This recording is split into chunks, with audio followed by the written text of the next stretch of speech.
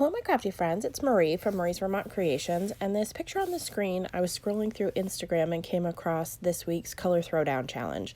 And as soon as I saw it, I thought of the ornaments that are in the Brutus Monroe Falliday Silhouettes stamp set and the Electropop inks. So I am using Popping Pink for this first ornament. We're going to get this stamped down, and then I am going to stamp all of these ornaments twice just to give myself good coverage with the ink. I just love how bright they are, and they're not very traditional colors that you would think of for a Christmas card, but I really love how this card ended up turning out. So then I'm putting down the second ornament, and I am going to use Loud Lime to stamp this one down, and again I stamped this one twice. So we're just going to get these inked up and press them down. That is the beauty of having a stamp positioning tool, is you can stamp multiple times, as many times as you need to get a good solid image, or impression, excuse me. So I'm going to slide my paper over a little bit, and I'm cleaning off all of my stamps in between and putting them back onto my packaging, because I have a bad habit lately of losing little cling stamps in my craft room. Takes me a while to find them, and so it's a little frustrating. So I'm going to pick this one up, and I am going to use Blaring Blue for this one. So again, I'm going to stamp it down twice. So these are the ornaments that I chose. There are 4 different ornaments in the set, but I wanted just to keep with the 3 colors. I thought adding a silver one might make it a little weird, so I opted to do my sentiment in silver. I'm going to heat emboss this. So I'm going to put my image, or my piece of paper, back into the corner of my mini Misty.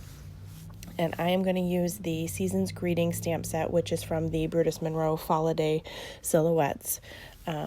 That all comes in one kit, so you get some leaves, you get the ornaments, you get some Christmas sentiments, and you get some fall thankful sentiments. So I'm inking this up in Versamark ink, and I'm going to stamp this down in this lower left corner.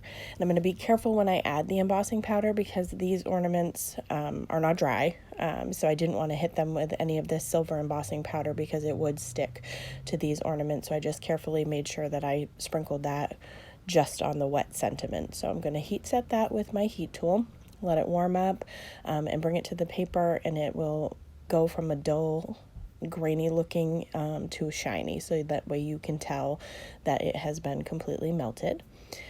And then I took my ruler, and I'm going to line it up to draw some lines, and I thought I would do this in black originally with just a marker, but then I remembered I have these Ranger Emboss It pens. This one is in clear. I also have a black one. So I'm just going to take this and line it up with the center of my ornament, and I'm going to draw the line, just a straight line. So this looks like they're hanging off of the page. So I'm going to do that for each of them. I decided to do all of the embossing pen and then coat it with the embossing powder. So then I'm sprinkling that on. I tried to be careful just to get it on the embossed lines, but I did get some embossing powder where I didn't want it. So I'm just taking a dry paintbrush, and I'm going to brush away any of the excess that I don't want to show, because this is a very clean and simple card. So if you had a stray embossing powder, it would really show up on this particular design. So then once I have all the embossing powder that doesn't belong all tapped off and brushed away, I'm going to heat set those strings, and that's going to complete today's card. So feel free to hop on over and join the Color Throwdown Challenge. I'd be happy to see what you came up with. And as always, I hope that y'all have a great day.